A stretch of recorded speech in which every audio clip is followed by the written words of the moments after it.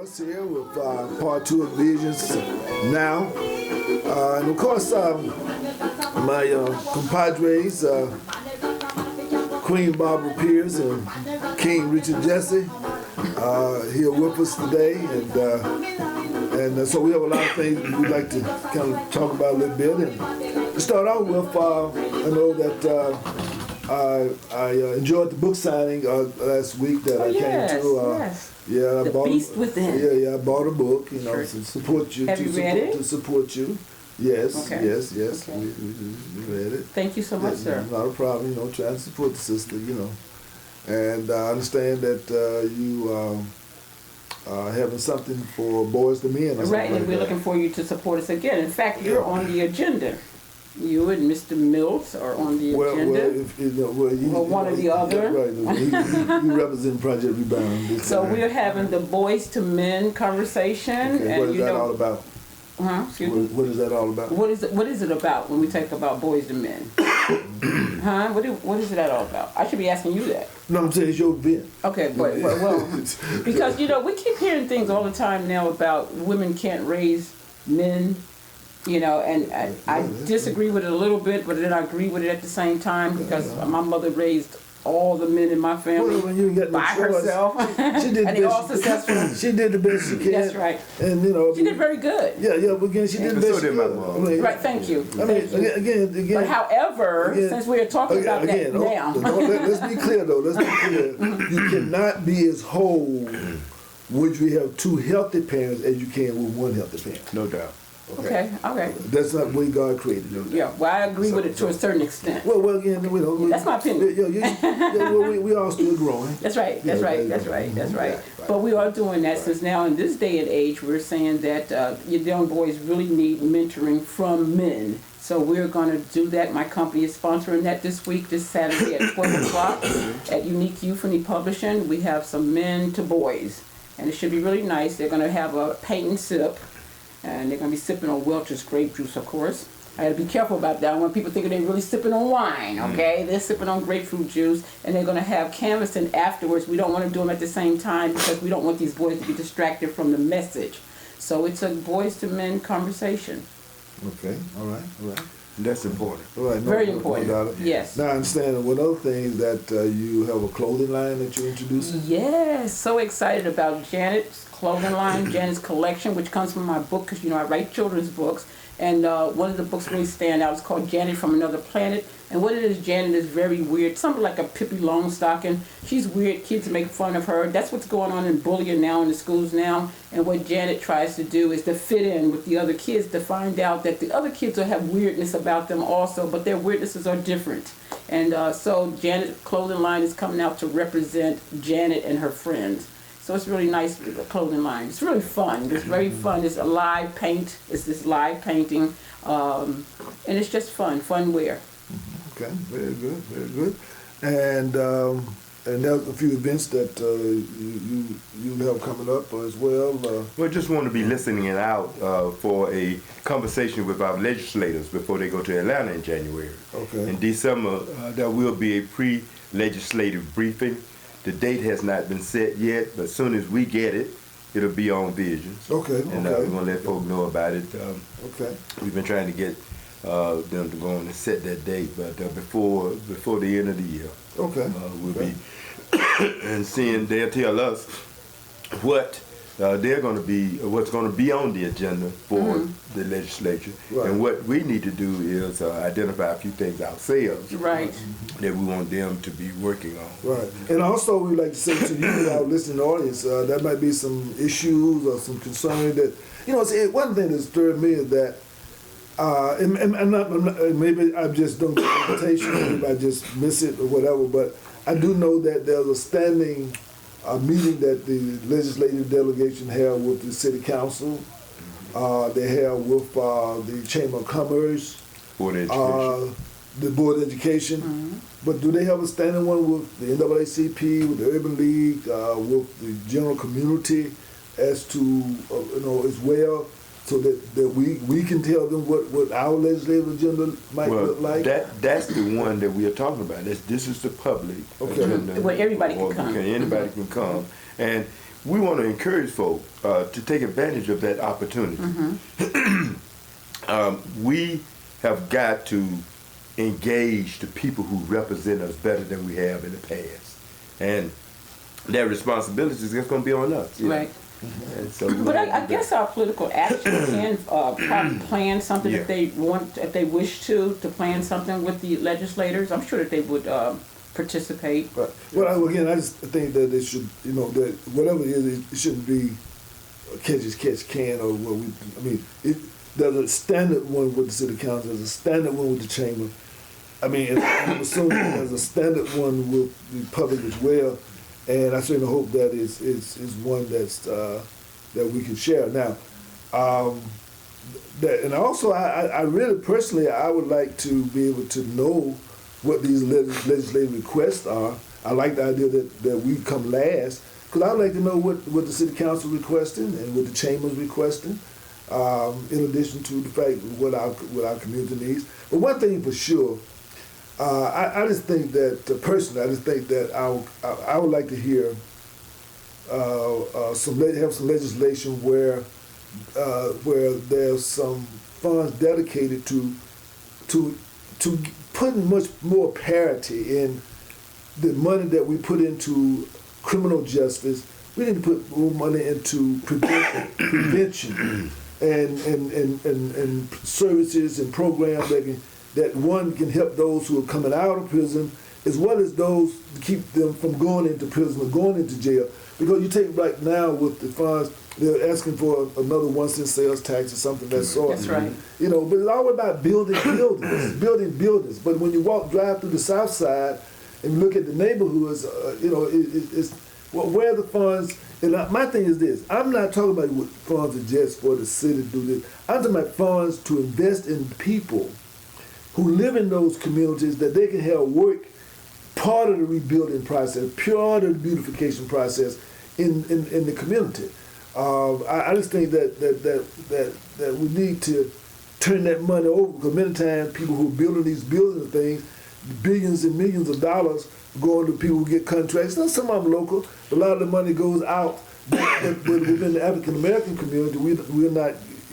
That's a very important point, Doc, that you are making. And if some of your listeners understand what you're saying, that's going to have to come from us. Right. That's right.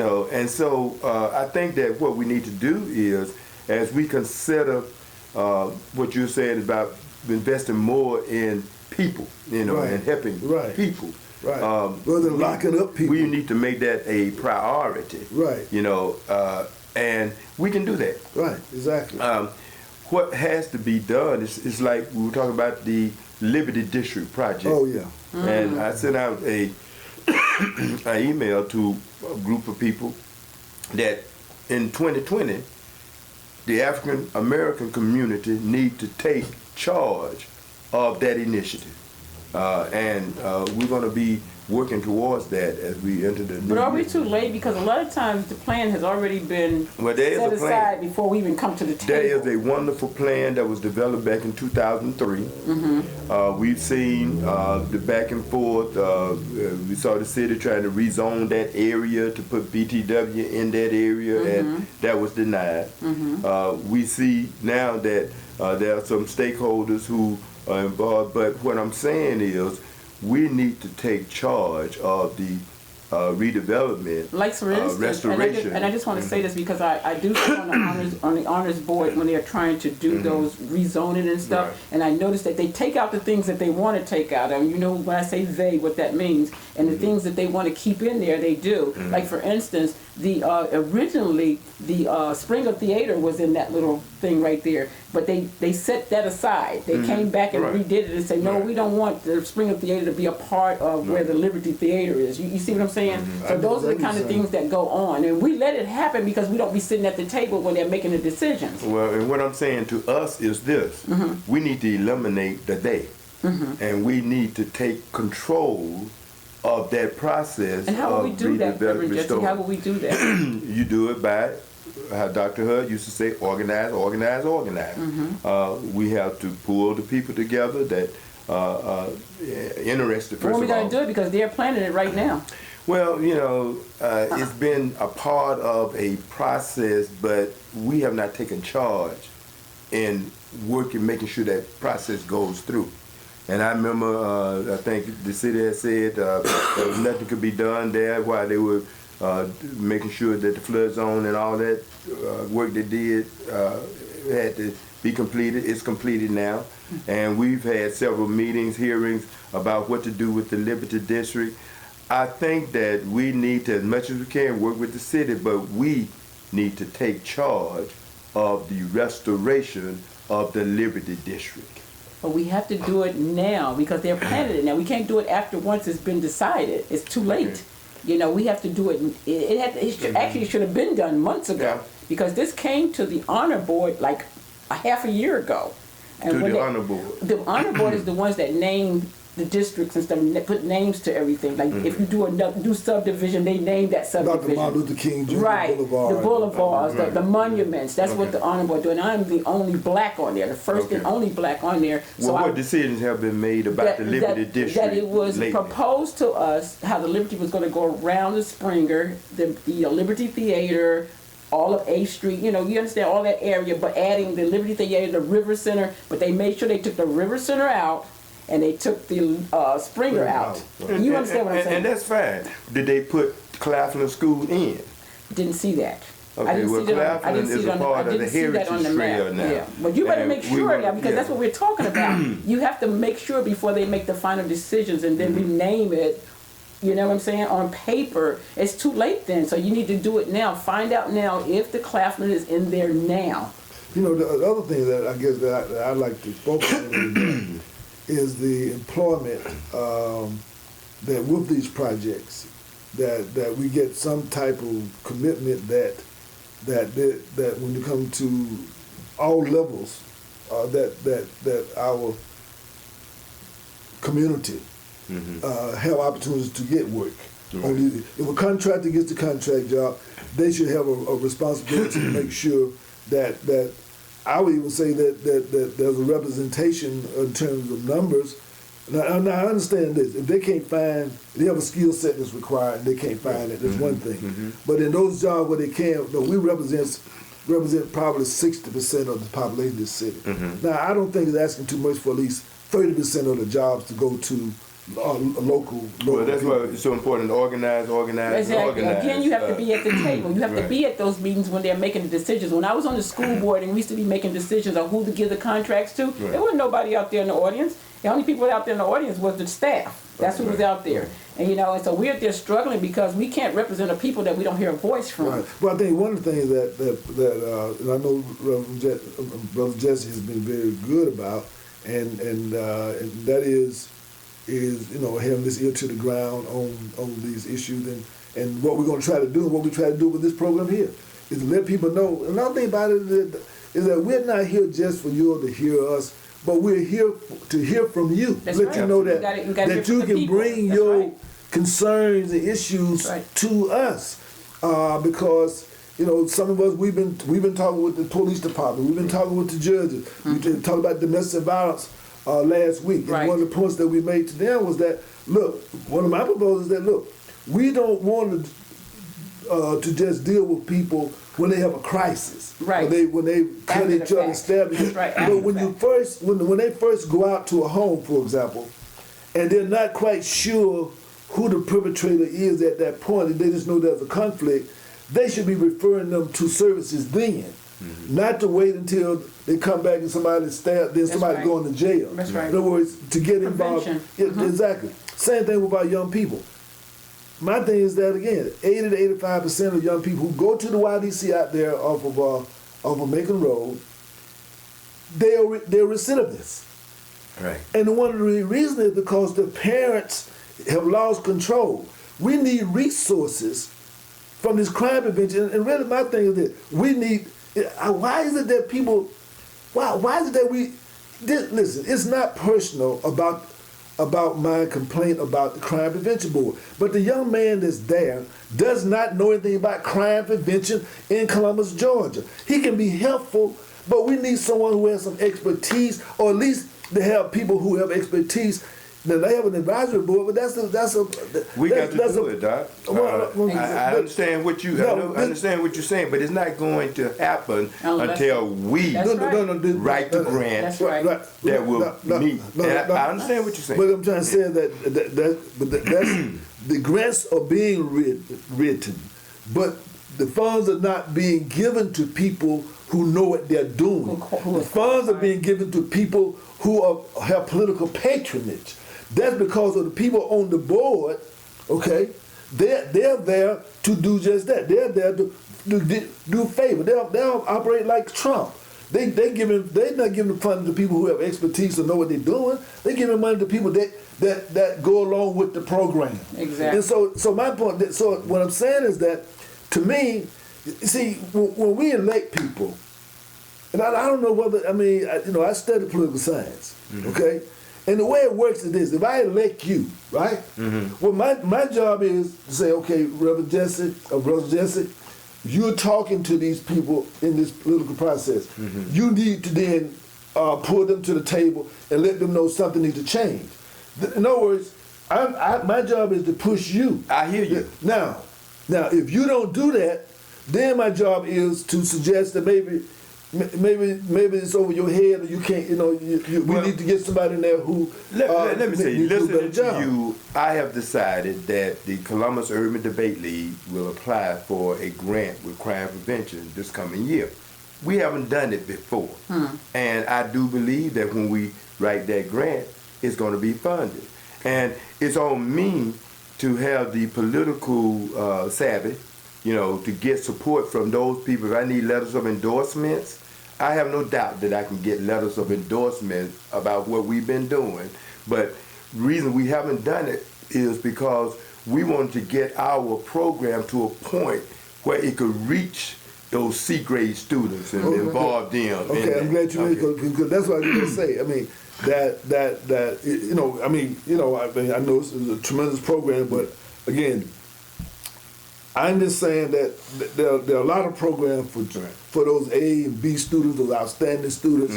I mean, those who parents can take them to these things. I mean, but for those, again, kids that are felons, the children who are in the that YDC, can be helped. The children in the YDC,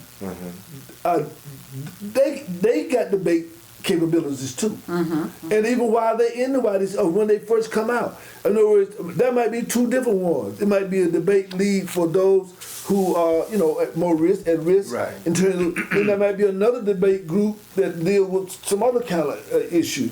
But my point is that we have to, because one of the things that we're doing now, we have an IT program that we're doing here with Project Rebound. Right. Okay, but the IT program is designed to encourage young people, rather than stealing. We want to teach them how this can be employment. Where they can, if you have a virus on your computer, well, you maybe don't need somebody going to rebuild a computer, but you just need somebody to come in and know how to clean up your computer and get it back working. But we can have a geek squad to come out of Project Rebound to be able to do that. So my point of it is that my thing is that with these young people, I mean, I think that the debate issue and the structure can offer them the support in being able to have some visions about other things. Now, but at the same time, my thing is that they don't necessarily have to be going to all these same, same we events. Can go to them. That has come up before. Yeah. And let me just say this to your listening audience. The Columbus Urban Debate League involved middle and high school students in public policy debate. Right. We teach them the skills of comprehensive development as far as their critical thinking skills, as far as their reading and all of the other things that. Hello, Deacon Michael Sapp here, inviting you to continue to support and give praise to the New Way to Live gospel program. Low income schools, because debating generally involves a lot of travel and some other things. That's right. Kids could be involved. But when we started this 9 years ago, I thought I would be the director for maybe a couple of years. We try to organize things so it can go on without me. Right. But I've been the director for 9 years. We need some folk to step up. And just thinking about this whole, we are affiliated with Emory University. We are the second urban debate league in Georgia. So we have a wonderful program here that we need help. We need people involved. We are Angels Dance Team from Columbus, Georgia, and you are watching New Wave Studio Network. Get no resources. Now you, for some reason or another, and you know, we sat in on meetings where when people talked about for criminal justice issue, for the jail, for more police, will you support us to get money? But then when we say, well, can you support us to help these youth? Then they mystery. That can be a mystery. You know what I mean? I'm trying to say that no, y'all can volunteer to do that, but we got to pay people to lock them up. But y'all do volunteer to keep them from getting locked up. That's an important point there because they're asking us to make brick without straw. Right. And too often, and to support their agenda. And let me say this: we're going to have to be smart enough to eliminate today who are not funding those type things. The money is there, and I think that we are going to just have to write our proposals in a way that they can get funded. I believe we can do it. I believe we can do it. Again, let me say this: for someone who written proposals, federal proposals, and I know people have not. It's not how they're written. I go back again. It's the will on the people who have the resources to distribute it. I mean, so we have to help them change and evolve their political will to do what's right. Right. I mean you're absolutely right. I know the frustration that has been a part of our history. That's right. And what I'm saying is we need to change the future to the point where we engage with the folk who have the funds in a way that's different from before. I mean, folk are wondering what can they do about all these, That's what they say. And your first segment today, okay, let me just say that, about healthy relationships. You know, we're talking about that. There are many women who are listening who have never had a healthy relationship with a man. There are many, well, let me say that. Men too. There are many males who have not had a healthy relationship with females. Yes, sir. And there are many females who have not had a healthy relationship with males. Let me clarify the man-woman thing. See, when you talk about a man and a man is healthy and a woman is healthy. We're having an issue with manhood and womanhood. Therein lies the ill health, and there's not any put down. It's just that, you know, it's like anything else. Is that you don't have you're gonna have a bachelor's degree. I mean, that you met certain criteria to have a bachelor's degree. Right. So I'm trying to say, to be a man mean that you are healthy and that you have. You're operating in a positive and a healthy zone. To be a woman, the same thing. But so everybody who is over 18 is not a man, is not a woman. So part of my thing is that as a psychologist, we use exactly we got to be more precise with our language. Absolutely. You know, because people think that I'm 18, I'm a man now. You can't tell me what to do. Let me get precise with this. You just said that Georgia is where is number one in what? Teen dating violence. Okay, now one of the reasons, and another term that you used was holistic. Right. We have got to deal with the spiritual person as well as the mental, the physical, and the spiritual person. And I'm going to put it in terms that a lot of people will understand. We got to help more of us to move from where we are to where God would want us to be in our relationships. And people have to be taught that. We listen to all this violence on TV, and we've been conditioned by the media. You know, our culture is a hell-bound culture too often. And what we need to do is we need to help people understand kingdom living. You know, kingdom living is where you find love and joy and peace and all of those other fruit of the Spirit that will help you in your relationships. Right. See, part of the problem, though, is this, that what I find is that many times people who genuinely want to, but then they go to the houses of worship and there's more confusion, more politics, and more negativity there, then therefore they become alienated from doing that. That's right. You know, What they do, they allow man to interfere with their relationship with yeah, God. yeah, And I want to just say this. Yeah. You got to get to the point where we don't allow this unhealthy individual, even in the church, even if the pastor, even if another person, because that's not the experience of all of us. Let me just say that. I understand that's the experience of some. But the answer is still the reason for the season is Christ likeness. And we are talking about helping people to understand what God means in their life. And that will help them to overcome. The only thing I'm saying is this. People are tired of preaching. People want to see people acting.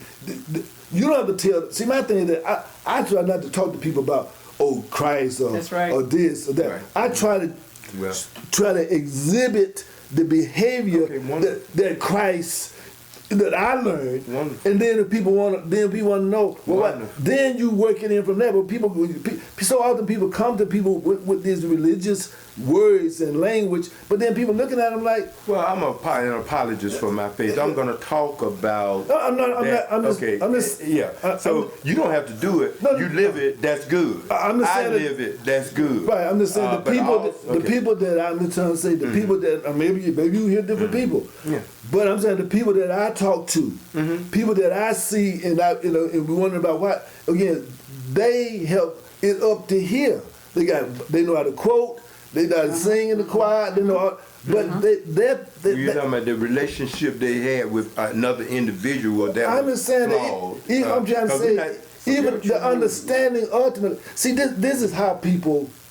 This is development. First of all, in order for anybody to grow either negatively or positively, the first thing is as a child, the child learns how to imitate. That's the first thing they imitate. Okay? Then they start the modeling by whatever examples that they have, they find the modeling. Then they start to identify. Even the kids in a gang, they start off by imitating gang members. That's right. Then they start modeling after gang members. Right. Then they start identifying themselves as a gang member. Okay. Same thing. Dysfunctional family. The same thing. With them all the time. So people who are healthy, they start off imitating somebody that's healthy. Okay. Then they start modeling out. Then they start identifying with someone that's healthy. Right. Now, then my point is that that's what people do. One picture worth 1,000 words. Absolutely. And so people, what I'm trying to say is that people get. What I'm seeing with a lot of the young people, if you don't start showing them love, rather than. Hello, I'm Dr. Aleem Hud, the executive producer and host of Visions Now, and you're watching New Way to Live Network. And they were not practicing that. But that's my point. That's the point. Okay. That's what I'm pointing out. But Jesus still the answer. They ain't got nothing to do with Jesus. And the scripture is still what we need to get people to internalize so that they can change whatever unhealthiness the system. By seeing the examples of that. That's what we do. Okay. Man cannot live by bread alone. That's what we do. Okay. So what I'm trying to say. I'm not gonna throw the baby out with the bathwater. Nobody is. But we nobody had. Nobody had. You just did. When you say that Christians were the ones who enslaved us. Well, that's a fact. They were not practicing. Again, that's what we're talking about. So the answer is in the example. The problem. The answer is in the problem. Right. Because of what. That's what I started by saying. Okay. I started by saying that people. Let me tell you. People see people doing certain things. Let me tell you what we want to do to close out this year. Okay. In the book of Proverbs, 31 chapter. And I want to challenge you to join me in reading a chapter a day of the book of Proverbs. Okay. The book of wisdom. Okay. So that we can tell the difference between what is right and what is wrong and choose that which is better for us. Right. And we have got to get to what will work for us. And let me tell you, the scriptures work for us. Wait, again. Okay. Let me say that. And the book that you wrote, sister, I want to get a copy of it. But we got to encourage people to read. On the book of Proverbs. Okay. Yes, sir. I like to offer up another challenge. That is that not only do people read it, but people do an example.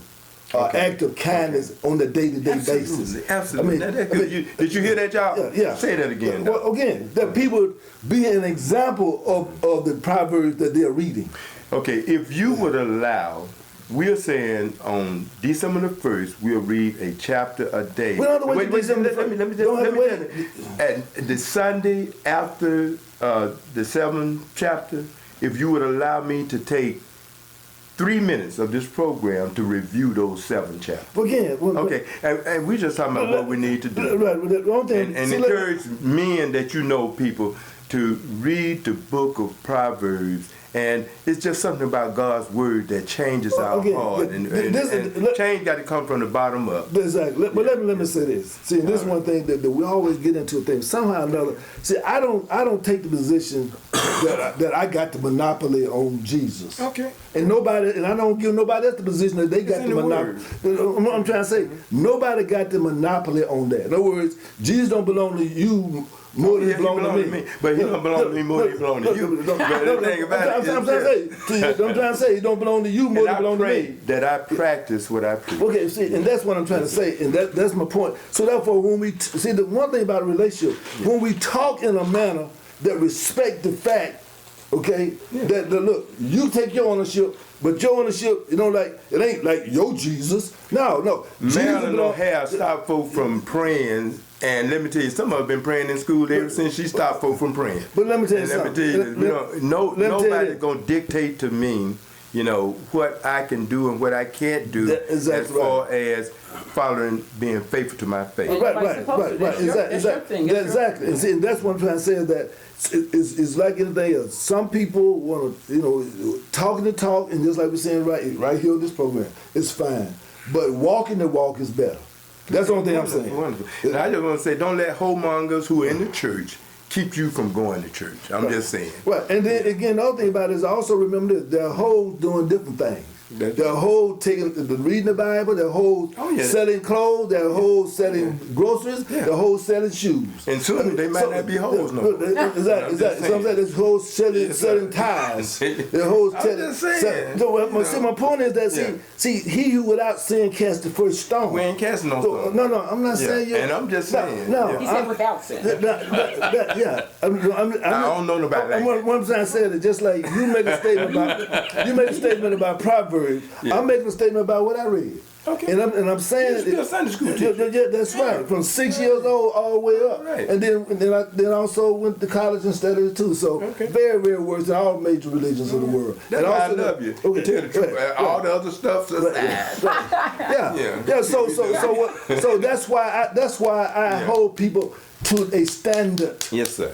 Okay, that's why I hold them to that standard. And when we attract these young folk who want to become a brick mason or a carpenter or a plumber or electrician, and I'm saying to y'all this, give them your number, Doc, because they can 706-221-4830, 706-221-4830, because we're saying that, see, my thing is this, our community transformation is not going to be, well, we're going to give it to the city and they're going to come in. No, I'm talking about things that we can participate in our own resurrection. Absolutely. In our own revitalization. Yes, sir. See, it doesn't do us any good, for people to come in and plant trees in our neighborhood. No, get some people in our neighborhood to work with you while you're planting the tree. See, it's those kind of things that I'm saying that we have to begin to do. Yes, I just want to say I respect your trade. I've been in it for years and years. My husband was a general contractor. Yeah, that's right. And what he used to do is he used to get some young people, like when school is out and stuff, to come and work with him. These kids are not interested in that. They're interested in the rapping. But they're interested let me in tell you what the sports. family can do. Let me tell you what the family can do. And this is what family needs to do. We need to grab those kids who are around us all the time. We're the ones who feed them. We're the ones that do it. And we can't let them be making the same mistakes over and over and over again. Family, encourage family to do what's best for them. And we got to redevelop a sense of family. But the families are the ones that are having the problems. Right. But I guarantee you, in every economic level, every background, there are folk who understand what we're saying now. We got to encourage those people around us. Did you ever try to get young people to try to work for you? Let me say this. I have worked. Let me say this. Let me say this. I understand. Let me say this. We got to. I understand what you're saying. I understand what you're saying. But in my experience, See, it goes back again to the same thing I was saying to our previous guest. That is, like for example, I'm not going to get in his lane about how he gonna nail that nail up on there or how he gonna cut the board. Mm-hmm. I'm not gonna get. But I tell you what, my lane is getting people to want to do it.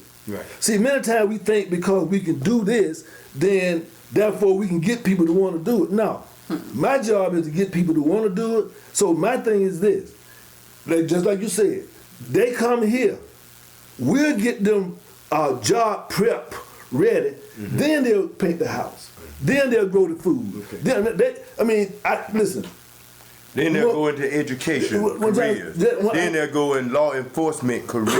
That's we what I'm need to talking encourage them. But if people need to do stay in their lane. See, but many times, that's why. That's the only thing I'm trying to say. Well, that's part of the problem. See, when you got no lane, you create wrecks. That's why. Traffic jams. Traffic jams. I had the light. No, you had. No, I had the light. No, you had the. So now the police all and what we're talking about. Yeah. Their lanes. We wear many hats. But they're lanes. And somebody might say, okay, you got on this hat, you shouldn't have that on. No. Okay. No, what we're saying is that you should be able to see that one thing. We got to be able to respect. Okay. People who might have a level of degree of expertise. Like I said, I told you, I'm not going to try to fix no. I think that's why we're in the mess we're in now. Because we have folk with levels of expertise that betrayed. No, they didn't have it. They didn't have it. Well, they had to degree. See, but again, that don't mean that just sounding right now. There are people got verses in the Bible. They don't mean that they live in it. There are people who got degrees. All are not equal. Okay. Yeah, so let's get an understanding of what we're saying about this lane situation. Yeah, let's get it. Help me to understand because. Hello, my name is Star Thomas, owner and operator here at North Lumpkin Beauty and More, and today we'd like to welcome you.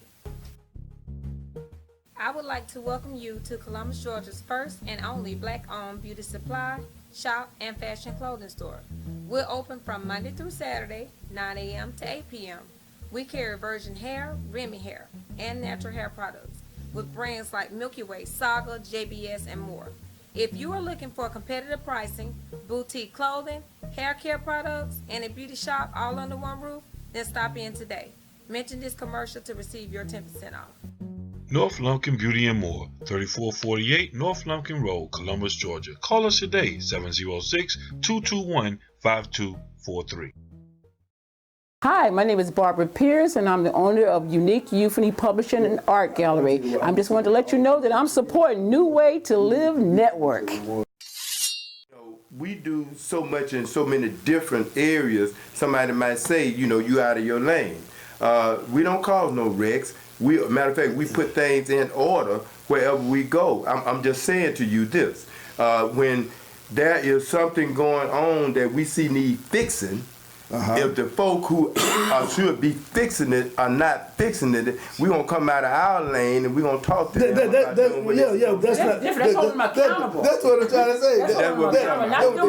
We're talking about when somebody in the lane and you in this lane, but you want to come over in this lane, as opposed to trying to figure that would probably we not made any progress in 50 years in our community. I'm just wondering. When we start respecting each other's, that's when we start having progress. Okay, when we see, because the problem is now. That's important what you just said, because when I first got back in Columbus in 1976, it did not take me long to see the way we saw each other was a problem. Yes. We didn't hold each other in high esteem. Exactly right. Some great folk in Columbus, we were talking about them like they were nothing.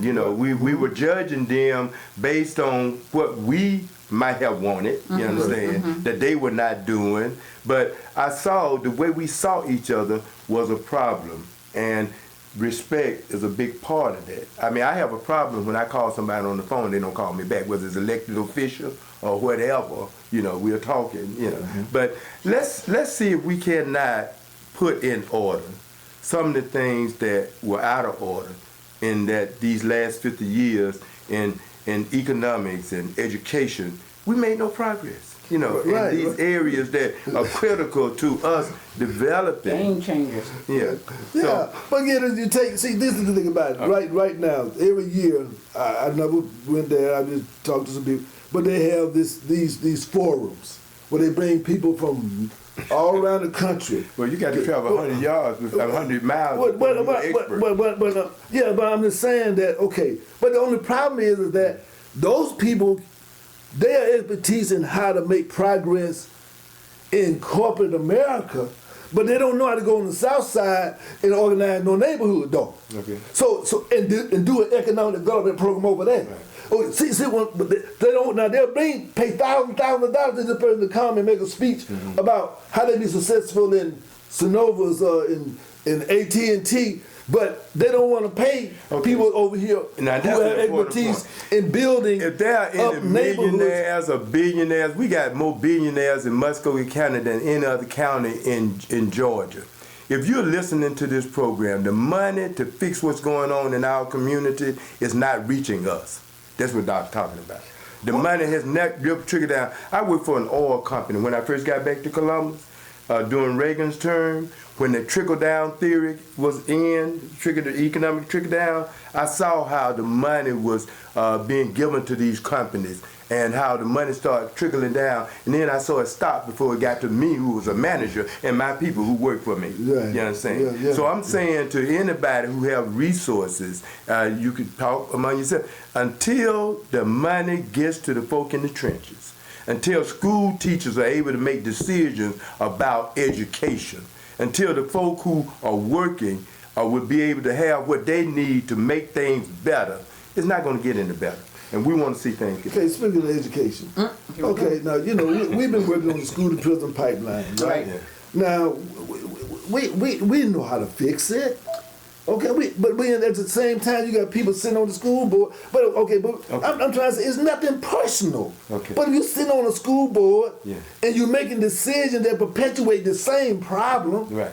I'm trying to say why. I mean, so why should I mean? What am I supposed? I mean, what am I supposed to do? What would are you happen supposed to do? if we put another school teacher in Oh, the second mercy. or third grade level to catch those students who start getting behind? We know what's happening. You know, we know that students who are unprepared to go to school a lot of times, they're identified by the prison system around the third or fourth grade, right. and half of them who drop out are going to end in jail. Now, supposing we put another educator in those second or third. Let's look at the failed school. Like 2 teachers?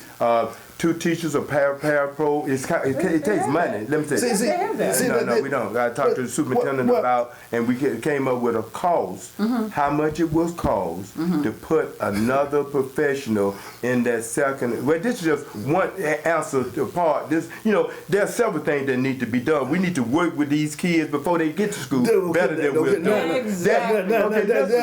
Let's talk about that. But what about these kids already in school? But that's what I'm saying. Well, let me say there are 3 variables that are keys to student success. Yeah. One is teacher expectation. Okay. Teacher expectation. In other words, you're working with a child, and that child believes in their heart of heart that you believe that they can do it. Okay. The other thing is time on task. What they spend their time on. Okay. Time management dictates. And the third thing is parental involvement. Parental involvement, which Now, should be the first. see now, so that's why I keep saying many times that every church should have a parent involvement committee. Every church. But people sound like, oh, you jumping on church? I ain't jumping on the church. But it certainly will help. This is where people, this is one of the few places that you can get people gather, families gather, where you can reach people. So therefore, my only point is that, you know, so one point is that every church should have a tutorial program in that church. But the tutorial program also is, one of the things I was saying before about the kids in the YDC, their parents want to do better. They don't know. They don't know how. They have never, nobody has raised, see, unless you were studying these things, nobody knows how to raise children in December of 2019. Okay? You might raise children in December of 2010 or 2000 or 1995, but next, unless you have been engaged in a real kind of way, understanding the dynamic, you don't know how to rate. So that the parents, many times the parents do better at home. Okay. But the resources to do that, this is my point. Okay. The people who can do it, the resources are not there for them. But the police, they put police department in the school system, but they don't put the same amount of money in strengthening and educating the parents so they can be better parents for their children. Okay. That's what I'm trying to say to you. Okay. So again, Can we, you know what, you got off the church thing, because I think you had something to say about the church thing. That's the part I always want to hear. Because there are many about the church churches. thing, There are many churches that are doing just what you said. If your church is not involved in tutorial, the church that I was involved in, and I'm just tell you this because it's important. We partnered with the Folly Homes. We were not near the Folly Homes, but we partnered with the Folly Homes. Brought the kids to our gym on Saturday. Marshall Middle School, because we were partners in education with I remember Marshall. that. Mhm. Marshall didn't have a PTA, active PTA. yes, I became the president of the PTA to do two things, to get more parents involved and to start debating. 9 years ago, we started debating at Marshall Middle School. And I'm saying this because the churches are doing more than what it might seem. We're not promoting. But let me say this. If your church is not involved in this, you need to be involved in what God said. Time out. Yeah. Oh, no, We talking about what we need to do on one side. But somehow or another, even right here, we can't be. I mean, you can't see what we're saying as being a criticism. No, it's not a criticism. I just encourage them to do what you said. I know, but before so don't take it that way, Doc. But before the end, though, Okay. before the end, It was like, because we were with Marshall that we got in church with Project Rebound when we were having all these kids suspended from school. So, Doc, come on now. I'm on the We side. need to do better. Yeah, we that's got just to one do church. better. We're just talking about No, that one church. it's not just one church. There are churches all over the city but that are involved with schools. But you're missing my point. You're missing my point. More, we need to do better. But Okay. the churches are doing as good a job as they can. They don't have the expertise to do the other ingredient. See, when I talk about a tutorial, bro, I'm not just talking about teaching. There's a holistic approach, and they don't know how to do that. CCSC. I mean, it's good. But that's my point. So they have to be educated. Their teachers have to be educated on how to educate the children that they have in front of them, because you can't just deal with just the academic part of it. Time on task. If you mention whatever. Right. I don't know what kind of sensitivity training these teachers are going through who are dealing with impoverished kids. Because you got zero. Look, I used to teach at the School of Education up here in Columbus State. Okay. And when it came down to how to teach students with a diverse background, they didn't want to hear. Okay. So that's a point that we. That's why. Hello, this is Richard Jesse, the director for the restoration of Claflin School and the director of the Columbus Urban Debate League. And you're watching New Way to Live Network. Yo, what up? This is DJ Chip, and you are watching New Way to Live Network. Bang. This is what I'm saying. That's why the special ed classes and the school to prison pipeline is so formidable, because they don't want to do it. They're not trying to. See what I'm saying? Because that's a job. More than a job, it's a mission. You got to have a mission. When we came through school, when I went to Carver Elementary all the way through Carver High School, to work in those systems at that time, education was not a job, it was a mission. Mm-hmm. It was a mission. Every day they reminded us that we had a job after we finished to go out and learn about what's going on in the world and come back and save and help your people like Moses did, like the prophets of old did. You know, that was divine. Today, they tell our children, go out and get a good education so you don't have to come back to this kind of condition. We were told to come back so you can fix this kind of condition. I'm trying to say is that there's a kind of education that they're not getting there. Okay, you know? and I understand. I understand, and it's not a fault. I've seen us I seen black teachers discourage children, young folks from going into education. I have too.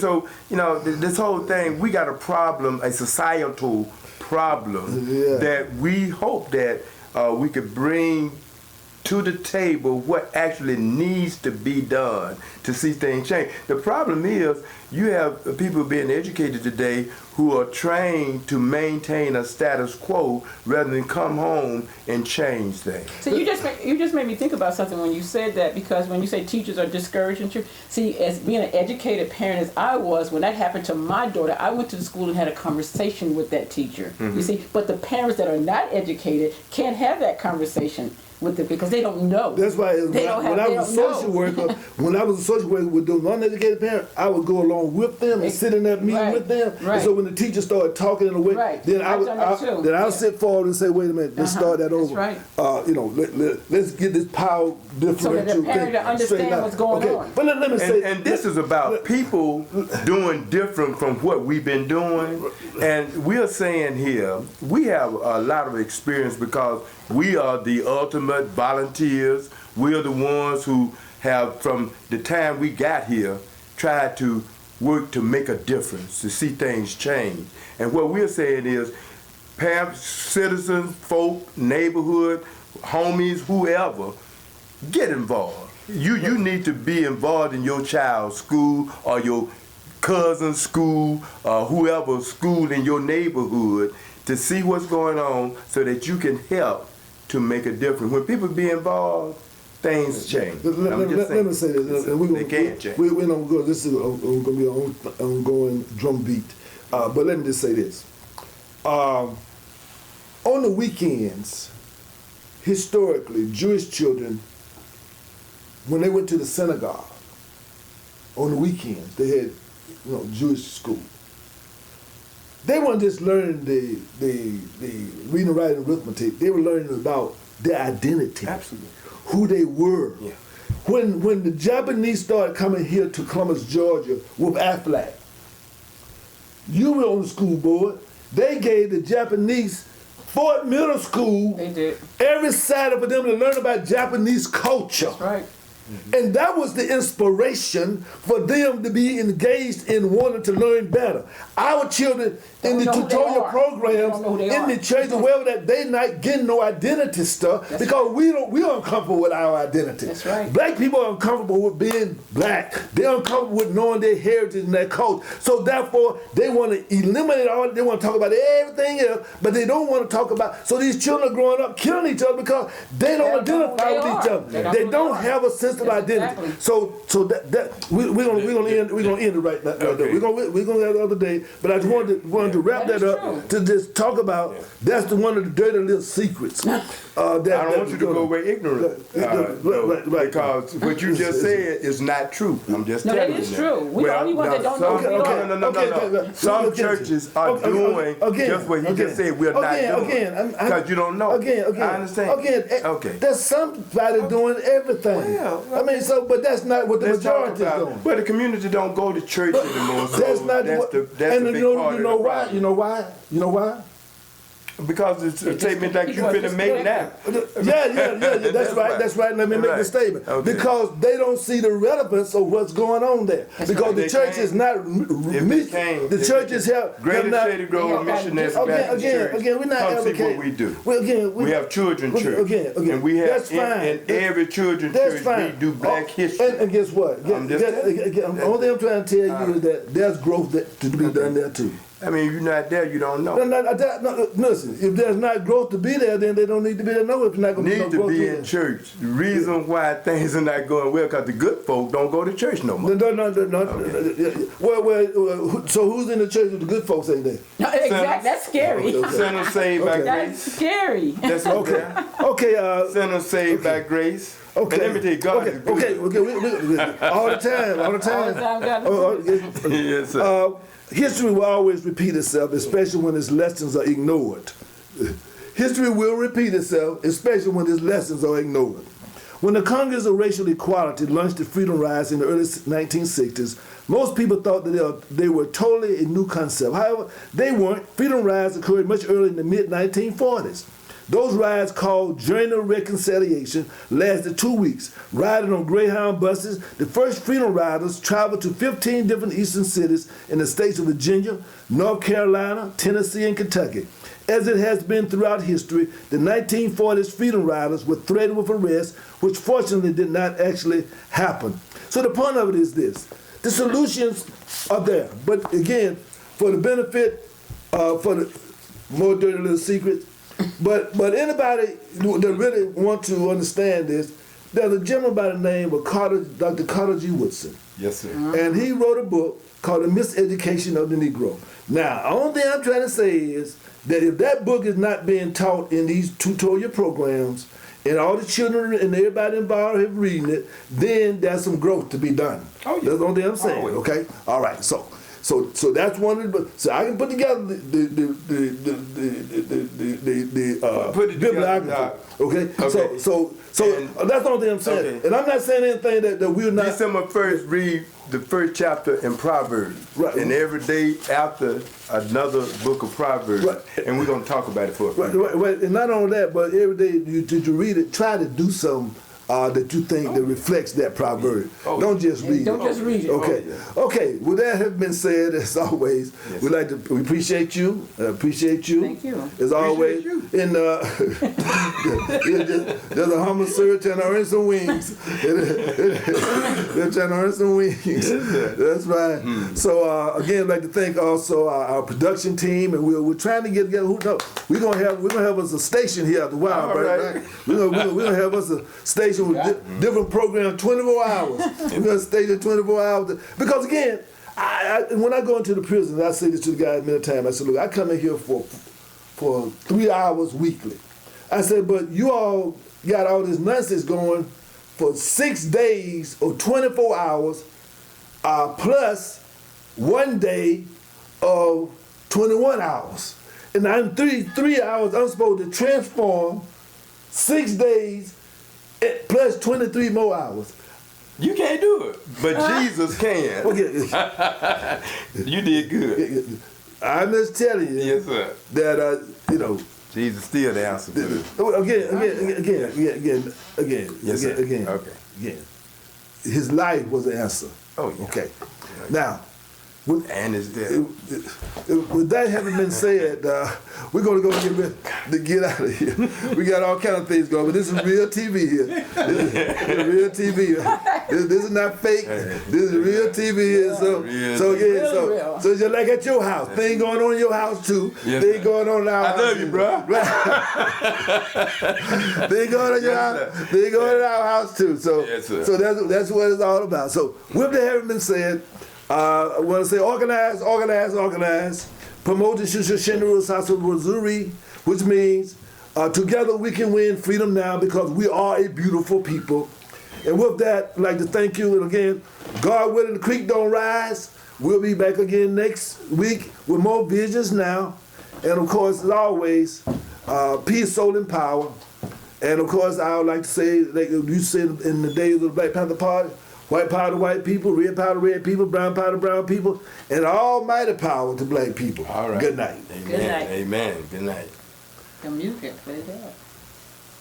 Couldn't get your music back You couldn't get the on. music back on? I knew something I'll was give missing. you one job, and then You want to fire me? Stay in your lane. That's what I'm doing. Stay in my lane. I don't think I came as a check. Just push that little button over there, man. We don't need it. It's over with. I need it. I need more than this. Some healing. Happy holidays to you. Good seeing you, man. I call myself Richard. Okay, there we go. Next time I know. You had to teach me first. What we talking about? I'm glad we got off the church thing because I was just getting right around to the Richard Mama thing. Hello, I am Versandra Kennebrew, founder of VKI Personal Development, and you are watching New Way to Live Network. Hello, my name is Juan Lane, and thank you for tuning in to this station, New Way to Live. Listen, we can't do it without your help. We need you to send your donations in today. This is how this station operates, and we're trying to do the very best for you and your family with the production that we have. We are really giving it our all, but we cannot continue it without your financial support. So please send your offerings in to P.O. Box 3615, Columbus, Georgia 3631903, in care of New Way to Live, and we'll make sure that we get it on so we can keep this great program going. If you and your family are enjoying it, we pray that you continue we pray that you send us a offering that we can continue it and do the very best for you. Also, make sure that you watch our public education program. This is a very special program where it can help you prepare for your next test. The public education program, right here on New Way to Live. Thank you.